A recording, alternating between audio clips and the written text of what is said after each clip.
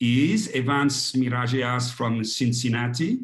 I have known Evans for many years, but not that well, although we feel we know each other for so many years and we have so many passion in common that it feels like we are almost brothers. And it's so very strange to, this is one of the privilege of these conversation I'm having with a lot of personalities in our industry, is that I finally get to talk to them and to really see if Evans Mirageas is really the one I think he is. Yes. Put us under the microscope, right? And so Evans is someone who is unanimously respected, loved in our industry. Which is quite an achievement when one thinks of all the things he has done. So, and I'm going to forget half of them, but Evans works at WFMT in Chicago, where he right away held a very important position. He was a wonderful interviewer, so that makes things even more difficult for me today. No, you have to understand, Emmanuel, the interviewer is always nervous about being interviewed, so you have the upper hand. Okay, I do have the upper hand. Okay, I'm going to use it then. And then Evans was also artistic administrator at Boston Symphony in the wonderful years of Seiji Ozawa. He was the vice president in charge of artists and probably some of the programs for Decca Record in the 8 times of the recording industry with the CDs. Then Evans is now the artistic director of the Cincinnati Opera after helping them on a search. I just saw that for artistic director, and then you just took the job yourself, which is a very They hired the consultant. It happens once in a while. that happens quite often, but in that case, they were very lucky. So Evans, you have done everything in our industry, but who are you? How do you define yourself? Are you a producer? Are you an artistic director? Are you an impresario? Are you a music lover who just happens to find an excuse to be in that business? Who are you? How do you define yourself? A friend of mine, I think, once described it best, a dear Jewish friend of mine. He said, Evans, you are the quintessential Yenta. And Yenta in the Yiddish and Jewish tradition is the matchmaker. Famous, of course, from the musical Fiddler on the Roof, of course, immortalized by B. Arthur, originally in the Broadway show. But kidding aside, I think I view the work that I have done really since my days at WFMT in Chicago in the 80s as the person who creates the atmosphere that allows artists to do their best. I do not sing. I do not play an instrument well. I do not conduct. You're safe. I do not direct. As I'm fond of saying, I hire. And I think the most important thing that I try to convey to people when they ask me that question is that I feel a tremendous responsibility for obviously the end result on the stage. And I feel where I bring whatever expertise I have and whatever thoughtfulness I have, all goes into the planning process. In other words, once the artists reach the rehearsal room or the concert stage, or I set a composer off to write a piece or an opera, much of my work is done. That's not to say I sit around and drink coffee all day, but the key to being successful in the work that I do is to be planning, and you plan like a madman all the time, always thinking. I was just thinking this morning, I'm putting together a small concert for the Atlanta Symphony out of doors, hopefully to sometime soon. And while I was having my shower this morning, I was thinking, well, no, if I make that cut in the third act of Aida, then I have to do something. In other words, you're always thinking, and a lot of it is beforehand. So that's one half of it. The other half of creating that atmosphere in which artists can excel is to be a presence during the process. I can't tell you how many times I've talked to singers or conductors or soloists who say, oh, whether it's artistic administrator or artistic director, we never see them till the last rehearsal. Or they say hello at the beginning of the process and we never see them again unless something goes wrong. And then they're everywhere, of course. I learned something very, very valuable at the very beginning of my opera producing career from Spate Jenkins, a beloved impresario for over 25 years at Seattle Opera. Spate said, you have no right to request changes when you are in the theater where every change costs thousands of dollars. if you have not been in a rehearsal room where changes cost nothing. In other words, you need to be, as the artistic director, artistic administrator, you have to be part of the process.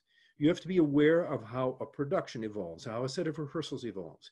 You have to have your antennae out all the time, listening for those nuances that happen in rehearsal, whether it's interpersonal relations, or something that's not going quite right in an aria for a singer, or something that's difficult in a staging, or something that in an orchestral setup, a new work just doesn't seem to, it really should be 3 clarinets, not 2. It really, the bassoon is in the wrong octave, those kinds of things. So for me, to best describe what it is I try and do is I try and create atmosphere in which artists can excel and do their best. Because if they look good, I look like a genius. Absolutely. And you have been incredibly successful. I would add to this that I also learned through the years, myself as a music director or an artistic director, to sometimes go out of the room. And it's important too. Oh, yes. Not to be there. And I learned that by necessity when I was the music director in Charleston, Spoleto, USA, where we had more than 160 events in 2 weeks. You cannot be in every rehearsal. You cannot be everywhere. And all of a sudden you say, well, how did that thing happen? It's just wonderful. Now, oh, yes, this is the seed I had planted. But then you learn through the years and the experiences that there are some rehearsals you really need to be there, and there are some rehearsals you need not to be there. And there are times when it's important for you not to be there because, as you know so well, Emmanuel, as conductor and artistic director, when the boss is in the room, people behave differently. Sometimes better, of course. I am reminded vividly, my favorite recollection of this is many, many years ago in my WFMT days. One of the things that WFMT did was, this is in the days before internet, was record, produce, and send out either via tapes or on the early days of the satellite, the concerts of many orchestras. And one of our plum contracts, one that I was able to manage, was a contract with the Philadelphia Orchestra. And in the heyday of Riccardo Muti as music director. So what would happen is I would go every 6 weeks or so to Philadelphia. I'd record interviews with artists. I'd see a concert, just to stay in touch, because everything was done basically back at the base station in Chicago. The tapes would be sent to us. We'd edit them, put the conversation over on top of them. So I was sitting in the theater one day at the fabled Academy of Music. This is before the Kimmel Center. And the orchestra was under a guest conductor who shall remain nameless. And they were sort of going through the motions. I don't even remember the piece. Call it Dvorak's Symphony No. 8, let's say. Something that an orchestra now, especially the Philadelphia Orchestra, can play in their sleep. And they're playing along, and they're a little bit relaxed. They are still the Philadelphia Orchestra, but they're a little bit relaxed. Nothing much special is happening. The conductor's up there doing his job. And all of a sudden, everybody sits up a little bit straighter. Everybody leans into their violins a little bit more. The open clarinet players sit up a little, everything gets a little bit more intense. And I look at the conductor, he's doing absolutely nothing differently, nothing. And I turn around, Riccardo Muti has walked into the auditorium. So sometimes it's good for the boss to be in the room. Other times it's very important for you not to be in the room, and also to have trusted colleagues who can say, look, come to my office, and they say, Evans, this happened in rehearsal today. And you should be aware of this. If you want to do something about it, that XYZ is acting up with QRS because they had a fight or something didn't go agreeably with the director. And so it's also important to not be in the room, but to have that ability to make your presence felt and make a difference. Right. And also for them to know that if there is a problem, they can call you. Come to me. You are reachable. So. Yeah. You have done recording industry, radio, symphony at the highest level, opera at the highest level. What prepared you to all of this? I mean, you need a lifetime to be doing any of those jobs. And here you have done all of them right away at the highest level. What's next? I mean, President of the United States, what's your next trick? I hope to continue doing what I love doing for a few years to come. I'm not a very good example, I will admit freely from the very outset, because I am a trained musician. I studied clarinet and composition as a child and in all the way through high school. But I was a clarinet player of moderate accomplishment. And But what I realized very early on is I loved getting other people excited about classical music. I think that's what led me first into radio, because I wanted everybody to love what I loved. But I also realized in order to do that, I had to have a kind of background that would allow me to be, in the very best sense of the word, a proselytizer. And you only proselytize from a base of knowledge. And so I went to university at a very unusual time. It was the end of the Vietnam War era in the early 1970s. And I went to a liberal arts university, the University of Michigan. And I knew going in that I wanted to be able to be as knowledgeable about music and everything surrounding music as possible when I graduated. I didn't really have any intention of having anything more than an undergraduate degree, and that's my degree. But because it was after the Vietnam War, curriculum was a little bit looser. Remember, it had been a tremendous upheaval, particularly across university campuses, including the University of Michigan. And so I was able to fulfill the basic requirements for a liberal arts degree, but I took as many courses in as many allied areas of music as I could. I took all the music courses that a lit school student could take, and there were quite a few actually, obviously offered by the School of Music, but I took a lot of writing courses, a lot of speech courses, 2 years of art history, political history, speaking the Bible in public, among the lacunae courses that I took. And I learned as much as I could about the world in which music is created as possible, so that if I approach the Symphonie Fantastique as someone programming it, I know what's going on, at least around Berlioz in the 1820s in Paris, politically, aesthetically. It's the time of the rising of the Romantic painters. It's obviously post-revolution and empire and so on and so forth. So by the time I left university, I had at least a grounding and a curiosity about everything that music embraces, because a composer doesn't live in a vacuum. I mean, Beethoven, even though he's almost stone deaf, during the siege of Vienna was under pillows while the Turks were bombarding. And yet he writes this incredible sonata, Opus 81A, Les Adieux, for his pupil who had to leave and then return. So I guess it's a long-winded way of saying I went through a process of preparing myself for what I didn't really know was going to be my future, but I knew that I wanted to be involved in music. I had a very, very good grounding in repertoire, not only for my university education, but empirically. I grew up in a very unusual town, Ann Arbor, Michigan, home to a legendary organization called the University Musical Society, which dates from the 1880s. And because Ann Arbor was sort of en route between Cleveland and Chicago, all the great artists in the time of the trains, and then eventually airplanes, came through Ann Arbor. It was easy to stop in Ann Arbor, pick up an extra fee before going to Chicago. Curiously enough, Detroit didn't have much of a concert life in those days. Mm-hmm. So I was witness to all the great orchestras and all the great chamber ensembles and all the great soloists in my hometown, a bicycle ride from my house. And I had the very good fortune from the time I was in junior high school through my college years of working for an amazing record store that was populated mostly by people who love classical music, run by a sainted man of wonderful memory, my first real mentor, named Gert Mauerhoff. Gert was a son of a German immigrant, played viola. You forgive him that, of course, but also was a voracious lover of all forms of music, but particularly classical. And he ran his record store like a glorified library. And I was fortunate enough to work for him from my teenage years all the way through college and absorb music like a sponge. All the same while learning notation, learning orchestration, learning how to, I was a terrible composer, but I at least had the tools. So that when I left university, I realized radio was what I wanted to do.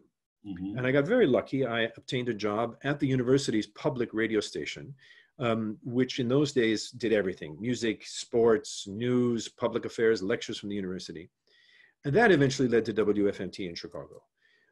Because the other aspect of that was so fortunate, that got me closer to artists, is that Ann Arbor, being a university town, and also out of the spotlight of Chicago or New York or Philadelphia or Los Angeles, when groups would come to town, the conductor, the singer, the string quartet, first violinist, were very comfortable doing interviews. They liked promoting their work. no pressure in Ann Arbor. And they were very relaxed about having their concerts recorded for local broadcast. And I was the engineer. So I got to know these artists in rehearsal. I got to watch them rehearse. I got to interview them. I became comfortable around artists. And that was another very vital, it's where I learned. Because the other mentor, and this is really whom I credit almost exclusively with how I learned to deal with artists until I got to Chicago, was a man by the name of Gail Rector. Gail was he was the impresario of the University Musical Society. And I watched him like a hawk, backstage with Vladimir Horowitz, or soothing Joan Sutherland because her dress wasn't going to be right, being relaxed with Dietrich Fischer-Dieskau because he was nervous about going on stage to sing Kindertotenlieder with the Philadelphia Orchestra, dealing with Eugene Ormandy, who was a prickly fellow, but a wonderful colleague. I watched him very closely. How did he handle artists?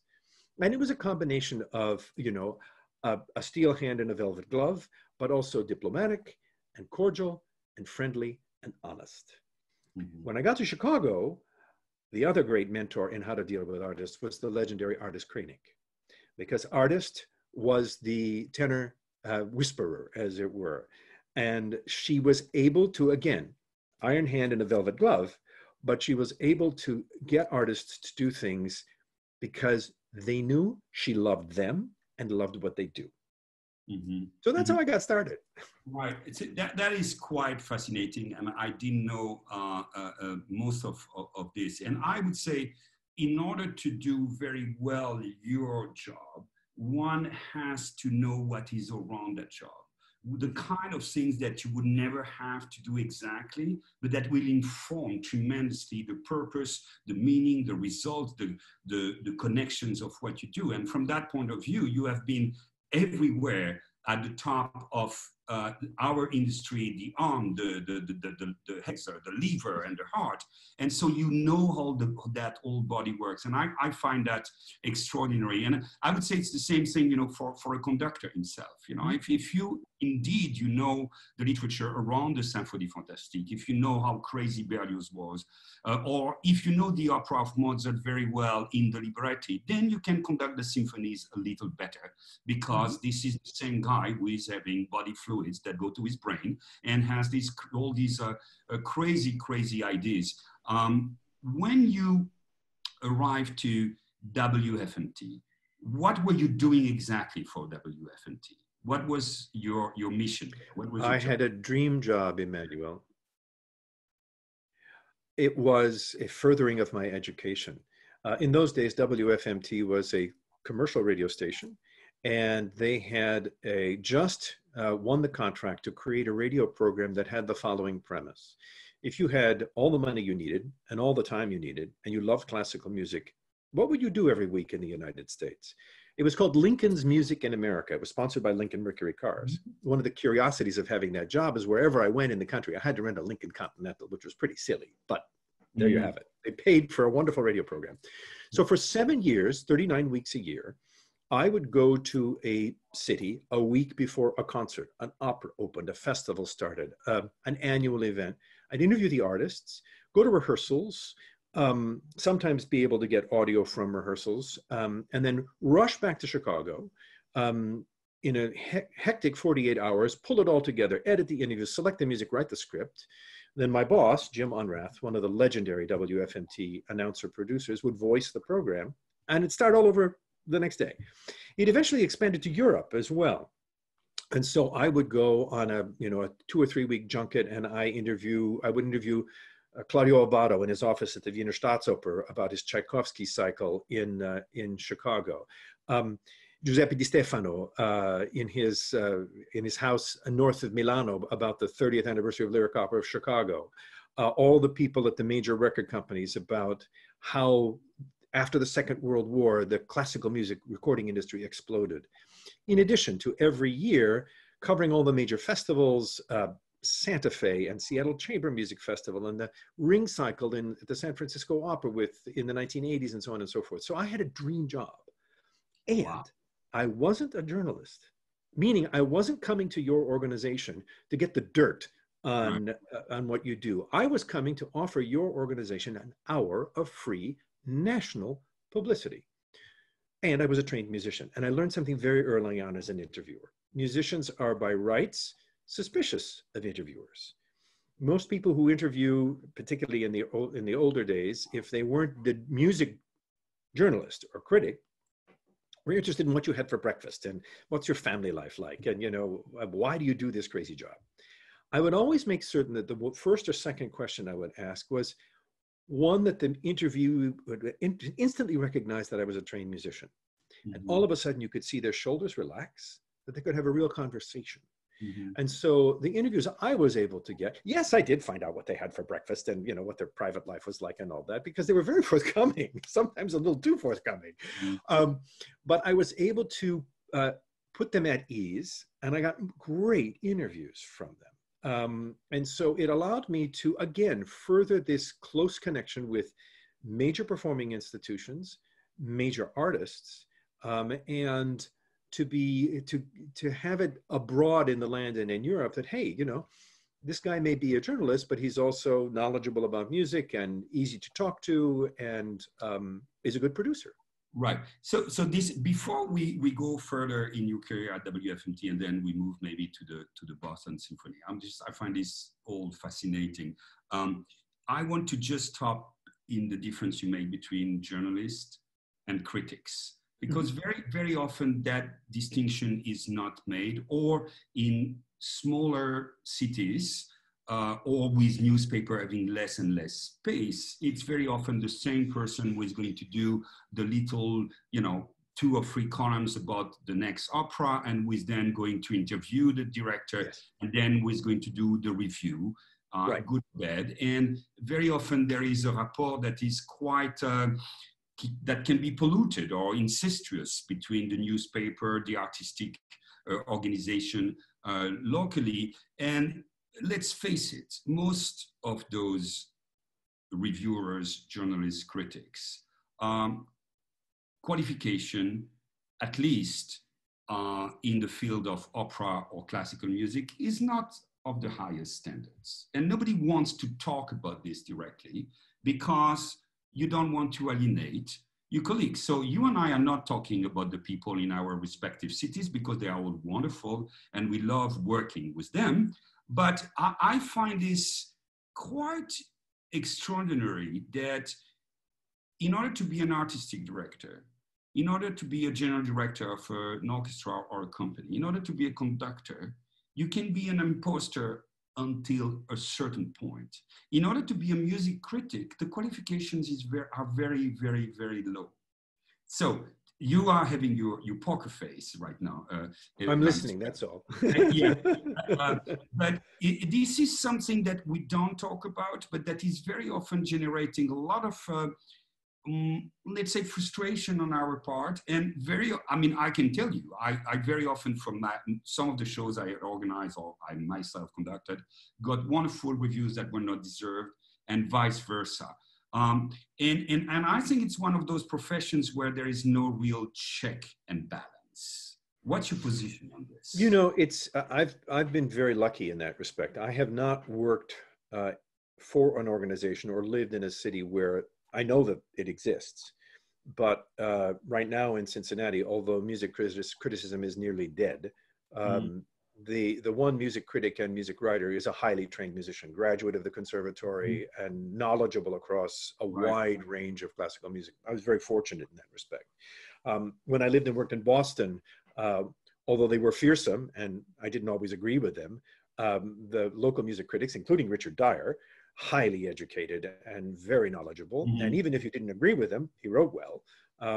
And if I look at my time living in the UK, of course, in London, a hotbed of educated musical journalists. So I got lucky in my major cities, where I would have either as a producer of recordings or producer of concerts or opera, I did fairly well.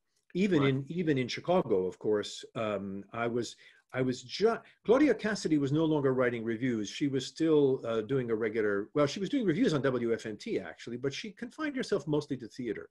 But even in Chicago, there were two great music critics, John Von Ryan is still writing actually. Yeah. So I got lucky. But yes, I have witnessed those situations or read music criticism that is uninformed and uneducated and erratic and wrong. And I lament for those places. Sadly, of course, the present landscape has nearly eliminated that entirely. We live in the blogosphere now, and everybody has an opinion, and it feels free to write them. So I think if I lament anything, it's that we no longer have those sort of mass distribution organs in a city where a good review might make a difference. And so it's really a marketing challenge for us in Cincinnati and how to get the word out. Luckily for us, even though the one remaining local daily newspaper doesn't have a music critic on staff anymore, funnily enough, the local business newspaper, a weekly business newspaper, picked up the skills of Janelle Gelfand, and now she writes at least once a week for them. So we're not bereft of music criticism in Cincinnati, but it is in very, very short supply anymore, sadly. Right, and one of the difficulties is that music criticism has moved online, but then the standards are moving all over the place. And you actually have sometimes music criticism online that is absolutely expert music criticism too. Oh, yeah. Sure. Hidden in a mass of people who just express their opinions and that do not necessarily have the highest value. The difficulty too, as you say, is that the main newspaper, which is in most of the opera companies in the US, it represents the paper that most of our patrons are reading. Yeah. And so that newspaper is losing space for music critics, and we have to move to our online presence to reach other people, but that connection is very difficult to establish, and actually that's what we're trying to do right now also, to have that connection online, and for our company it's working very, very strongly, but it is a challenge, and it's asking us to revise the way we think. It requires for us to also listen to these various audiences toward which we are reaching and change our content in the same way. So it's a new way of communicating with our viewer, with our patrons, and to police ourselves and to rethink what we do.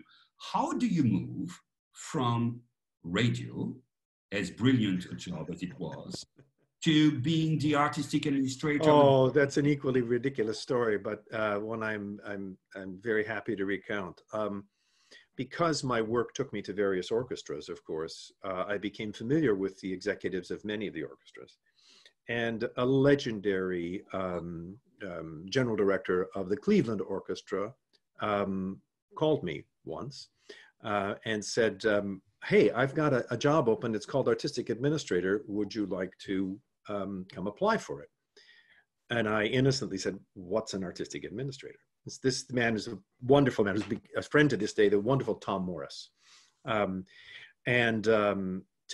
said, well, why don't you come for a visit? So I went to, it was summertime, I went to Blossom, the summertime home of the Cleveland Orchestra, where Vladimir Ashkenazy was conducting, I think, if not the very first, if one of the very first times that the film of Alexander Nevsky was being shown with the live orchestra accompaniment.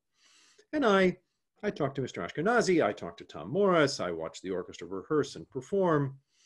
And at the end of that weekend, I very cheekily said to Tom Morris, I said, you know, this sounds like a wonderful job. I'm not ready. I just don't think I'm up to this job. It's just too complicated for me. And I apologize, but and thank you for the plane ticket and the time, but so I went back to Chicago. And over the course of the next year, I began thinking about it. I thought, well, what an idiot you were. You could have learned a lot of it on the job, but you said no. Then at that time, this would have been the summer of 1989, if I remember right. 3 orchestras were looking for artistic administrators: San Francisco, Philadelphia, and Boston. And I was called to throw my hat in the ring for all three because Tom Morris had said to all three, it's a small industry, of course, particularly at that level. Hey, look, I interviewed this guy last year, and he had the audacity to tell me he wasn't ready. He might be now. It's a year later. So I got calls from all three. And I said, look, I guess, you know, the fates are speaking. I should at least talk to you. And I had a conversation with the Philadelphia Orchestra. I had a conversation with the San Francisco Symphony, and had a conversation with the Boston Symphony.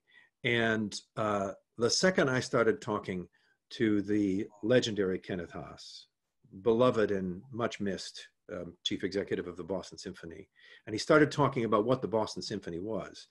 Not that I forgot about San Francisco and Philadelphia. They are great orchestras, and I would have loved working for either one of them. But Boston Symphony had Tanglewood, and a young musician program, and year-round activity of the most exalted nature. And I thought, I want to try for that one. I really want to try for that one. So I went through an interview process. I had an interview at Tanglewood, not with Seiji though, actually. Seiji was in Europe. He was traveling around Europe with his famous orchestra that he had created from Japan, called the Saito Keenan Orchestra. Yeah.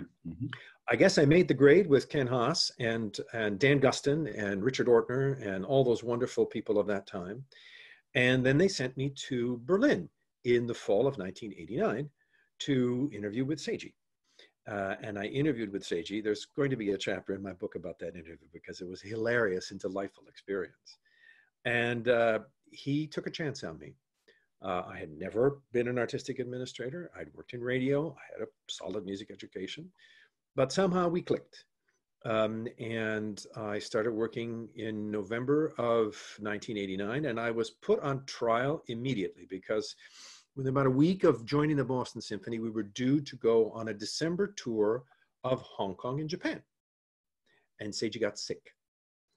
He has always been plagued by a combination of shoulder problems from years of conducting in tennis and bronchial problems that dated back to his childhood in the Second World War, living in a Quonset hut in Manchuria. His father was an army dentist, and his lungs were permanently compromised.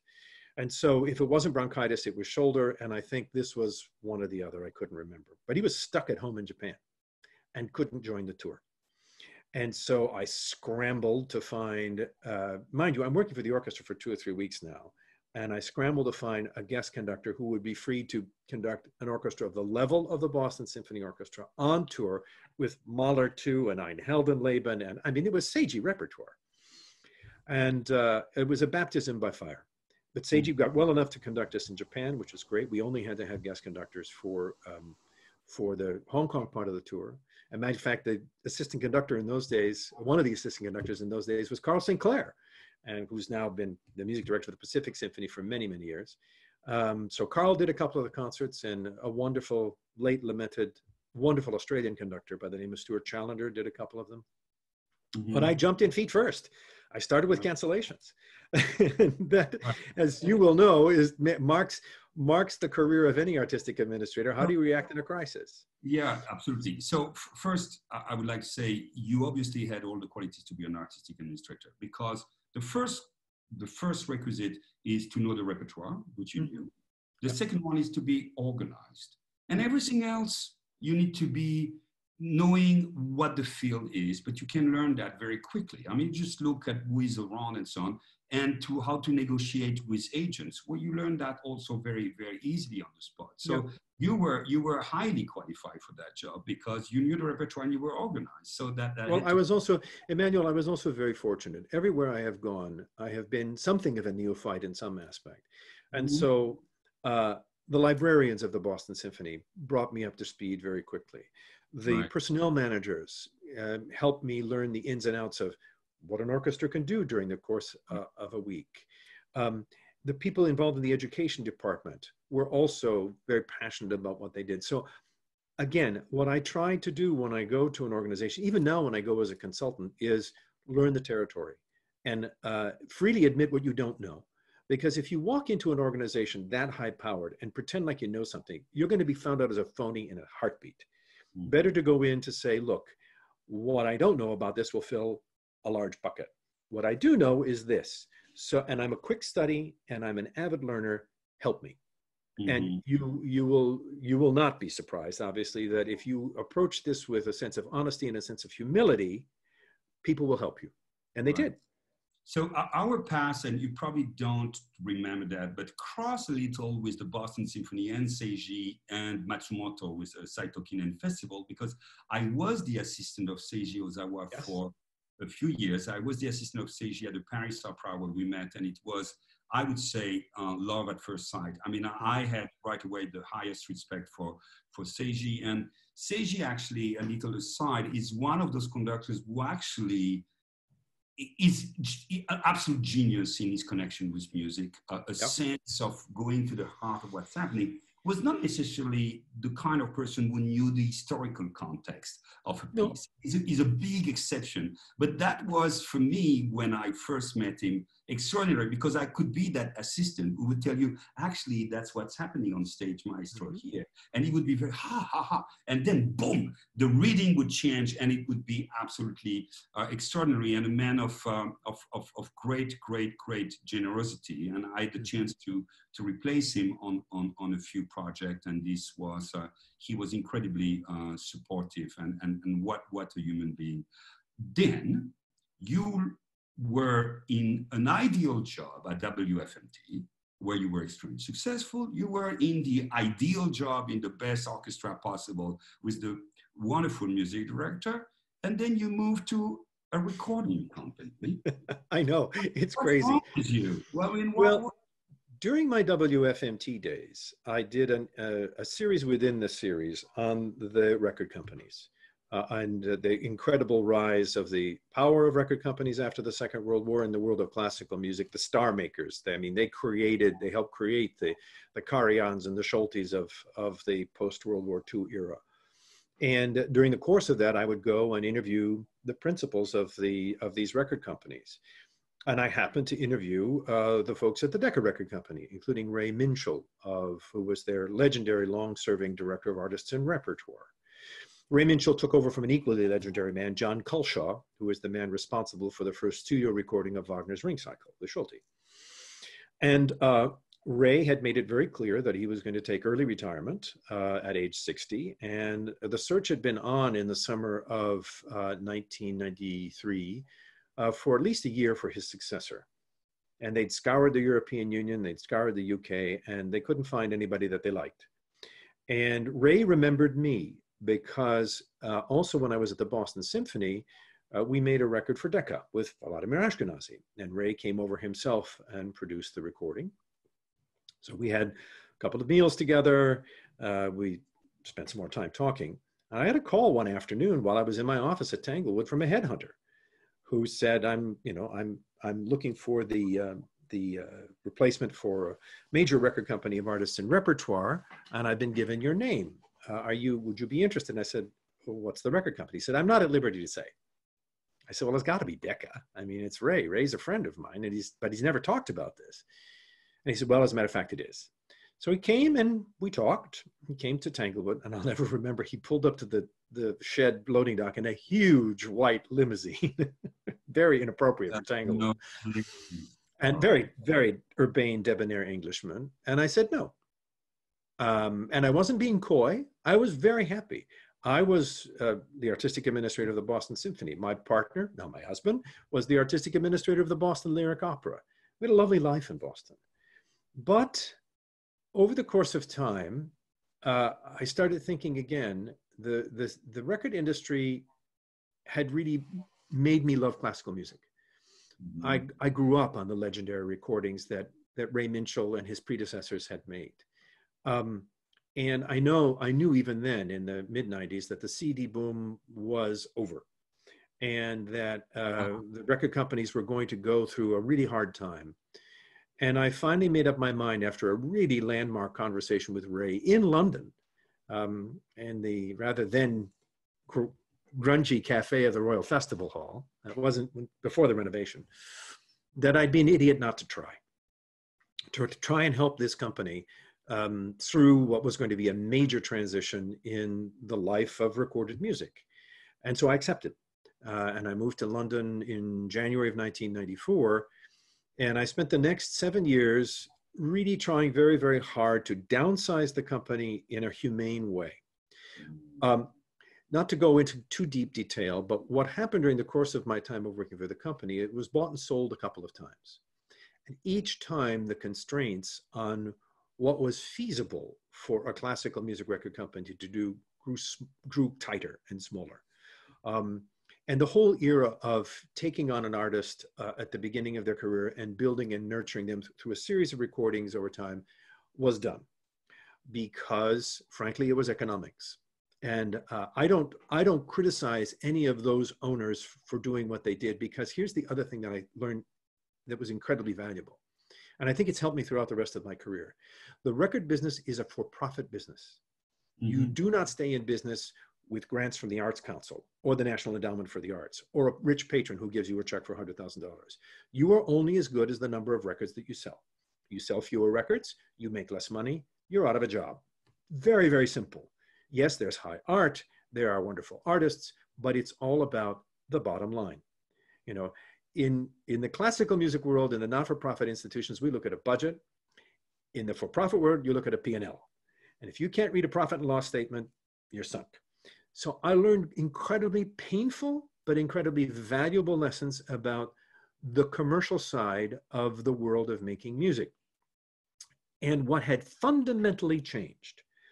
And this I learned from, of course, from my years of making radio programs about the classical music record industry, is that in the days of the very big companies, in the United States, Columbia and RCA, and in the UK, Decca and EMI, and in Europe, the branches of EMI, Electrola, and so on and so forth. The popular music divisions, so at EMI, it's the Beatles. At RCA, it's Elvis Presley. At Columbia, it's Simon and Garfunkel. All of them had thriving, multi-million-dollar profit-making schemes with their popular artists that in some ways helped subsidize the fact that the investment in recordings for classical music doesn't pay out right away. Might pay out over a period of time, but doesn't pay out right away. But it's the thing you should do in order to be a responsible citizen. Well, that died. In part because the compact disc revolution made replacement unnecessary. Once you had a silver 5-inch disc of the Beethoven Fifth Symphony with Herbert von Karajan, you could play it 7,000 times and it wouldn't get any less vibrant. Vinyl LPs wore out.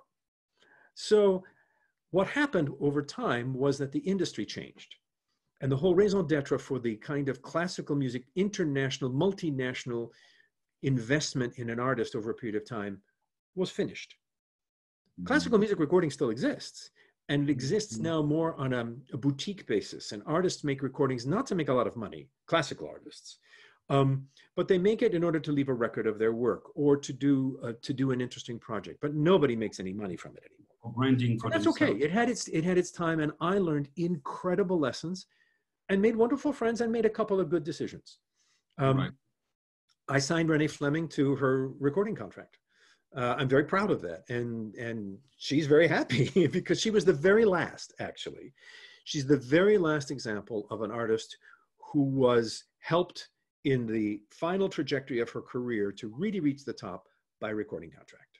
Mm-hmm, mm-hmm. Yes, beautiful. I mean, there would be so much to say about this. And one of the aspects that you are pointing out, which is all of a sudden you had no choice but to find a certain financial balance in a very difficult environment, it's true that it's a very valuable lesson for our non-profit organizations. And this is something mutatis mutandis that I learned from the American system to the European system. Mm-hmm. The fact I have to work with sponsors in the US, or the box office for me as a music director is extremely important in the US, is somehow a value that I can use in Prague, where I'm more subsidized, and it's slightly less, it has less consequences, but more and more actually with time. And so I'm a little ahead of that curve as far as Europe is concerned. On the other hand, as you were saying, nowadays, recording companies are very often if you're negative, you say it's vanity project for the artist, or it's branding, image, it's development of what, and I think there is something very positive in this. So all of a sudden, the financing doesn't come from necessarily the company itself, but it can come from sponsors to the artist and to the company, but that changes the whole model. What do you think, if anything, is going to revive the recording industry? Is it a new medium where all of a sudden that Fifth Symphony from Herbert Fokarian or from whoever it is will be recorded in a format that is non-existent? Is it a new commercial approach to all of this? What is it, if anything? I have no crystal ball where this is concerned. I do know that the move to the, as it were, availability of music ubiquitously online, there's no going back. That door is open. And so consequently, I don't think, at least in the foreseeable future, there's going to be a new recording format that will make it possible. My young colleagues don't have CD collections. They have their iPhones. My young colleagues are not particularly interested in the recordings of Tito Schipa, and yet they should be. But in other words, I think that will not be lost. I think the next generation will be as interested as. And I think what we're going through is, you know, I don't remember the stages of grieving, as it were, when you have when you experience a loss. But I think where we find ourselves now, at least in those of us who like to listen to classical music, is that the availability is even greater than ever before. I mean, there's nothing you can't find online, and most of it for free. So I think that era of making, as it were, classical music pay in a recorded medium is probably gone. Forever is too long a time, but it's certainly gone for the foreseeable future. And so classical musicians are going to need to be even more entrepreneurial than before. So many of them are, with their own websites, their own record companies. And yes, a recorded document is more a carte de visite, a way of establishing your brand identity as an artist. But I think as a profit center, and frankly, even most of the popular music artists are realizing this now. You see that, you know, they quote tour the record. Well, they don't tour the record so much anymore. They just tour non-stop. Yes, there are a few, you know, Taylor Swift and Beyonce and a couple of the others can still sell millions of copies of not a recording, but a download. So I have a feeling that this wonderful CD collection that I have in the lower level of my house is going to become as much of a relic to the people who come after me as the 78 RPM records I inherited from my grandparents. Right. And I have a huge collection of CDs, and like you, I love to have, I mean, the first time I conducted Symphony Fantastique, I bought in the end 87 different CDs, you know, literally 87. I've never listened to them anymore, and I don't listen to CDs anymore. I'm kind of this person who will buy it again on iTunes and then buy it again on Apple and then on Spotify or wherever it is, and endlessly do this, and it's okay because I'm supporting a dead industry now. But there is a value, seriously, I think, beyond the branding too, in doing a recording. For instance, I want to do recording with my Prague Orchestra of Symphonic Repertoire, because that's what I want people to see about us, remember about us eventually in the future, but also more importantly, all of a sudden taking a full week to record a Martinu piano concerto or symphony is going to put us in a certain mind frame that is very interesting and that is different than the one we would have in a concert. And artists still will benefit from making recordings because it's a kind of concentration on detail that even rehearsal doesn't give you. You know, they used to joke in Boston before my time that the best performance that Eric Leinsdorf would give in a week of concerts was what they used to call the holdover Tuesday. So a concert would be performed Thursday and Friday and maybe Saturday. But then the recording session for that repertoire would be on Monday. And it was like rehearsing all over again, but in an even more meticulous way. So all the music aficionados knew if they wanted to hear the best Leinsdorf performance, come Tuesday. They had extra rehearsal, which was the recording session. And this is actually true also for opera in the sense, not necessarily the recording, although the Met very wisely takes the broadcast with the last performance. And the last performance is most of the time the best performance. And so we have just a very few minutes to go to your latest job, which is artistic director of the Cincinnati Opera, a company with a great tradition. And so all of these little jobs before finally prepared you for the best possible job. How did you end up there? But you know, once again, Emmanuel, I'm riding on a magic carpet that is powered by my colleagues, because when I came to work for Cincinnati Opera, I came as a consultant. My predecessor, Nick Muni, left, and they wanted to keep the process going of artistic planning while they searched for a new music director. And my name was given to them by Mark Skorka, the head of Opera America, for which I'm eternally grateful. And Patricia Beggs, the then general director, just retired this summer, called me and said, hey, you know, we're looking for some interim help. Would you come and help us out with casting? And so I did that, and I went to visit Cincinnati a couple of months later. This had been January of 2005. And both sides quickly realized, hey, maybe you'd be interested in the job. And again, I wasn't being coy. It's just that I was happy with my freelance life. Yeah, you always say no. Well, I don't know if it's not playing hard to get. It's just that I was very happy doing a freelance life in that time, because I had left Decca in 2000 and had worked for 15 organizations by the time I got to 2005. And, but what convinced me was a couple of things. First of all, I met some of the board members, and I met board members who were passionate about the art form and passionate about Cincinnati and passionate about the company's storied history and equally storied present. And again, eventually I decided I would be an idiot not to try. I'd never produced fully staged theatrical opera. So at the Decca Record Company, I'd supervised in my capacity as A&R director. We made maybe 60 recordings during my 7 years there. At the Boston Symphony before that, Seiji loved semi-staged opera. So we did have sets and some suggestion of costumes and directors, but it was a Boston Symphony. It wasn't an opera company. So I learned very quickly from my beloved production director, Glenn Plott, from all of my colleagues about what it means to do, as we affectionately say, tights and lights. And so I learned very, very quickly on the job. But I think one of the reasons that Cincinnati has become such an incredible opera company is its history. It started in 1920. It's the first full summertime opera festival in the United States. And it had no real competition until 1957, when Santa Fe opened. And so from the 20s until the 50s, if you were a major opera singer and you wanted to work in the summertime in America, there was one place to go, Cincinnati.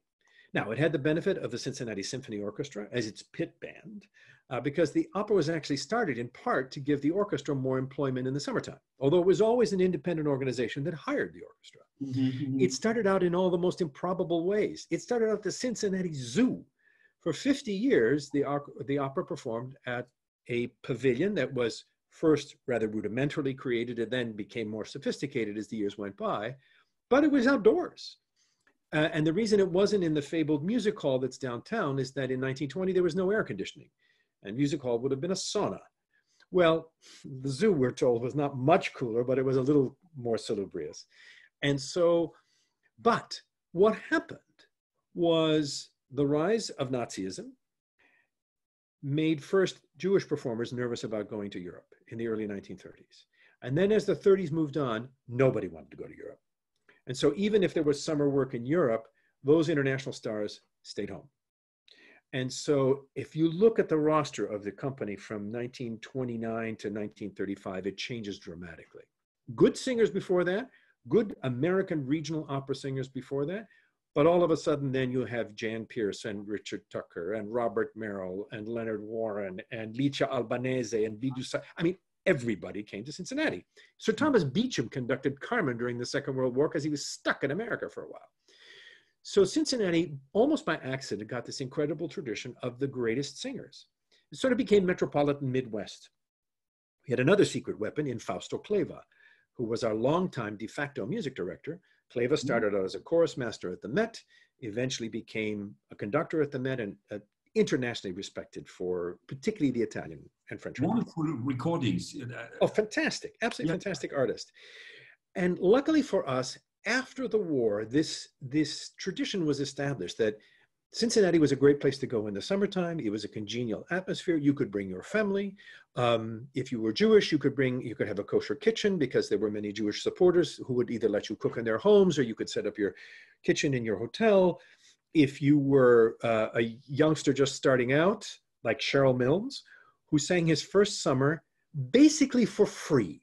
There was an unusual program in those days, I forget which national organization, that paid him sort of a salary to come, and he sang something like 10 roles in his first summer. Placido Domingo, his first summer appearances in the United States, Cincinnati Opera, 66, 67, and 68. Beverly Sills, Norman Traegle, you name it. They all came here.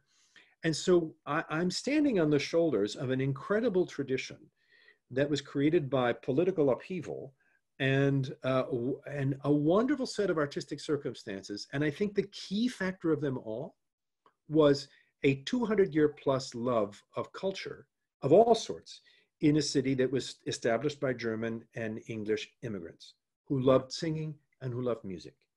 And all out of proportion to the size of the city, we have a world-class symphony orchestra, opera company, ballet, theater companies.